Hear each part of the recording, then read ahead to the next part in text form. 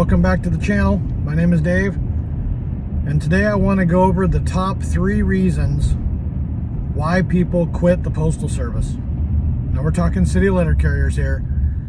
The top 3 reasons why people quit the Postal Service. I'm going to give you a 4th one at the end, so stay tuned to the end to hear that 4th one. But the top 3 reasons, so here they are. Number 1, weather.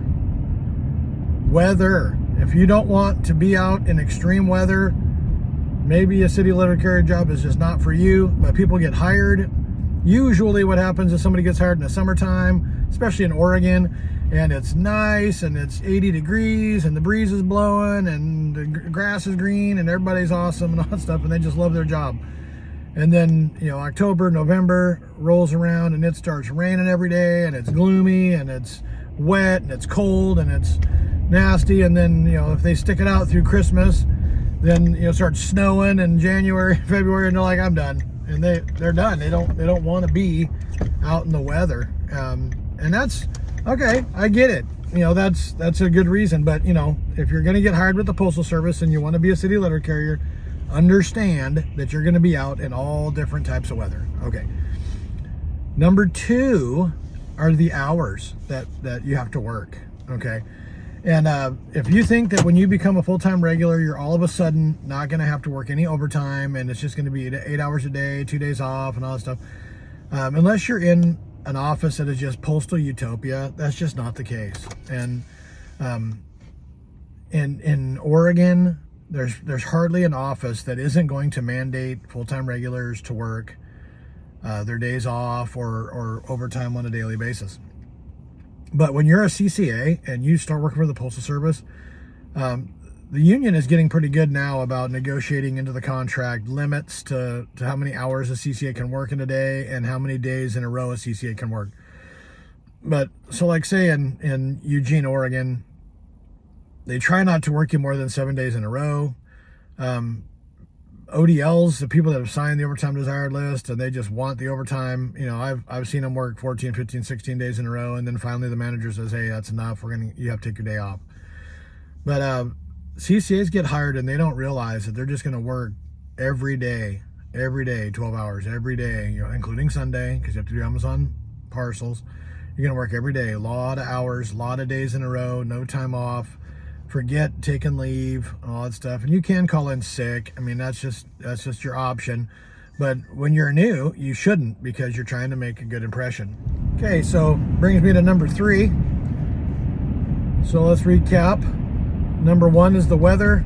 Number 2 is the amount of time you have to put into the job. And number 3 is just the sheer stress of the job. I mean, the Postal Service uses hundredths instead of seconds because everything is timed, and there's really not enough time in the day to do all the things that you need to do, because whatever you finish today, there's going to just be more of it tomorrow. And it's, you know, you come in and you're busy and you're loading, you know, you're casing mail and you're loading parcels and you're making sure you get all the scans in the office and you're checking the hot case and you're making sure you're forwarding all the mail and you're doing all the things that you need to do, and the supervisors are telling you that you need to, you know, take this extra piece and do this part of this city route, and you have to do this, and, you know, they're doing stand-up talks about safety and the weather and all this stuff, and it's just, you know, it's overwhelming. And so you get to the, you know, you get to out on the street, and then you gotta, you know, you deal with dogs, and you gotta deal with customers asking you questions, and you gotta deal with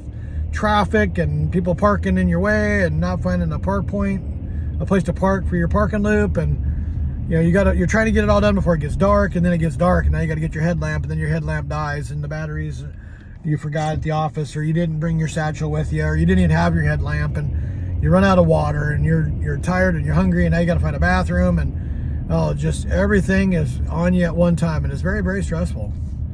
Okay, and I'm going to tell you something. I've seen a lot of people make videos on why people quit the Postal Service. I've looked it up. If you look it up and do a search on YouTube, tons of people of why I quit the post office, why I quit the post office, why I quit the post office. And I'm going to tell you, I've seen some of these people with their makeup and their hairdos and their attitude and all their stuff, and the number one reason they give is because management is bad, and that's a bunch of crap. And I'm going to tell you why. Because if you're new to the Postal Service and they tell you to go and take the parcels and load it into this truck and deliver on this route and here's a map, how is that management's fault? If you get stressed out, and if the only reason somebody quits because and they claim that management is the reason, it's because somebody that's a carrier, that's a regular, that's a piece of crap carrier, and they're not very good at their job, and they don't like actually following instructions and having authority and doing what they're supposed to do and all that stuff. They're going to tell them, oh, the managers are dumb and all this sort of stuff. Well, I'll tell you what, here's a secret for all of you people. If you just stick it out and you just do what you're told and you just try and do the best you can and you just deliver the parcels and you deliver the routes and you go out and you walk the loops and you keep the managers informed, all good stuff, you are going to last longer at that post office than the manager is. Because the supervisors move more than the employees do. It's ridiculous how often they move around. And, they're going to leave and you're going to get a new supervisor, and the new supervisor might be better than the old one. And the new supervisor might have a clue, right? Might come from an office where they actually knew what they were doing. And, but if you're leaving because you say the manager's dumb, I strongly doubt it. I would argue that you're probably leaving because you can't handle authority, or because you're stressed out, or because you don't like the weather, or because you don't like how many hours you've got to work, and you're blaming the managers. Okay? So quit blaming the managers. Stick it out. And the reason why you're quitting is one of those three: the weather, or how many hours you have to work, or you're just stressed out. Don't blame the managers. Okay, so you've listened to the end of the video. Let me give you the bonus, number 4. There has been a phenomenon going on in the Postal Service for many years, many decades. And that phenomenon is called conversion. Okay. So you get hired, whether it's a PTF, like when I got hired, or a TE, they use those for a little while, or a casual carrier, they use those for a while. And now we're on to this ridiculous CCA position. Okay. Non-career, because the Postal Service doesn't want to have career employees because they're dumb. So now we have CCAs, and what ends up happening is a CCA gets hired, and they go to an office and they just take the garbage and they do the parcel runs and they fill in and they do whatever they're told, and they get good at this and they start learning the routes and all that good stuff. And then they get a year in and they're okay. Now I'm in pretty good shape. I can walk and I don't mind mounted, and I'm pretty fast, and I'm fast enough that the managers quit looking at me now, and I can do these routes, and it takes about 2 years before you actually are comfortable. Okay, now I can actually start. I used to tell people when I was training that it'll take about 2 years before you start noticing the color of the houses. Because you'll do a route, 10 times, and you won't even notice the houses. And about 2 years into your career, you'll start noticing, man, this house is pink with green trim, man, this is ugly. Or this is a really nice house, and I've been delivering mail here and I haven't even noticed, because you're so focused on what you're doing. And then by the time you've been around as a CCA for 2 years, you're pretty senior, and you're opting, right? And you're opting, or some people call them hold downs, and you get this sweet mounted route because the senior regular carrier is out for some surgery and he's gone for 3 or 4 or 5 months, and you're just doing this gravy mounted route. And then all of a sudden the Postal Service hits you with conversion. Hey, we're going to convert you to full-time regular. We've got a vacant route. And guess what route's vacant?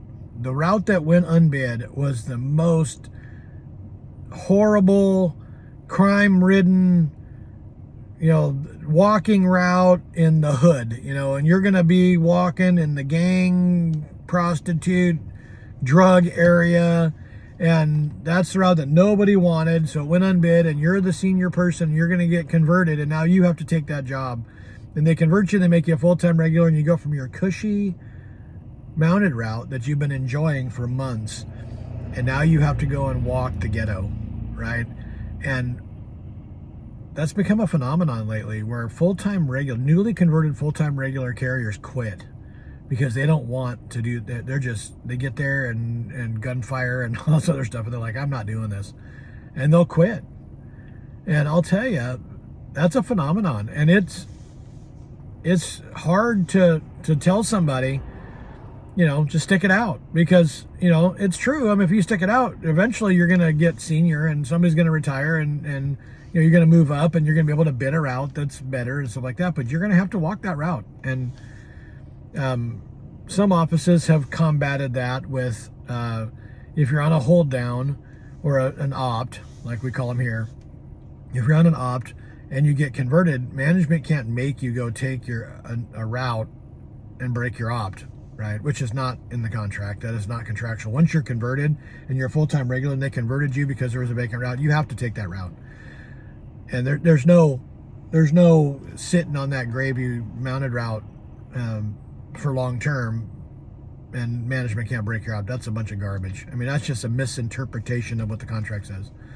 But they do it here, and I'll tell you what, it helps, because if a CCA gets converted and they have to go to that route, well, somebody's going to do that route, whether they convert somebody or not. They're going to put the newest guy on there, and he's going to go do it. That's fine. But if the argument is that, I don't want to do it, and therefore I'm going to quit. I mean, I guess the option would be better to just have the person stay on their hold down and just fill that route until, and then when a route comes available that the person wants to bid, they'll bid it. Or let's say the opt gets broken another way and now they got to go do the job. Well, at least they know, at least they know it's coming, But that is a phenomenon. That's a reason why people quit more often than you would think.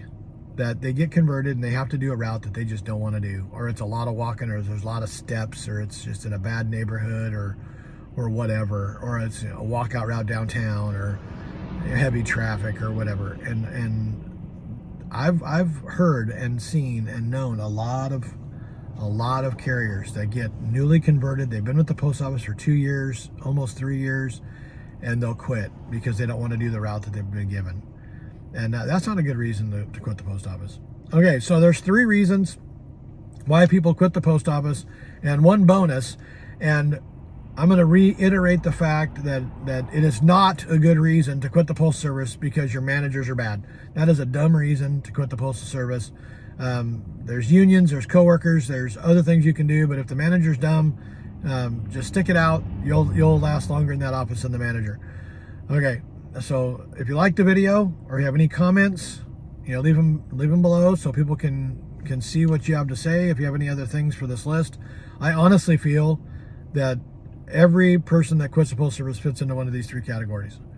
And then of course there's the rant that, the managers are bad. Well, there's a reason other than that. And then the bonus one. So subscribe to the channel if you want to get more content like this, and stay tuned for future videos.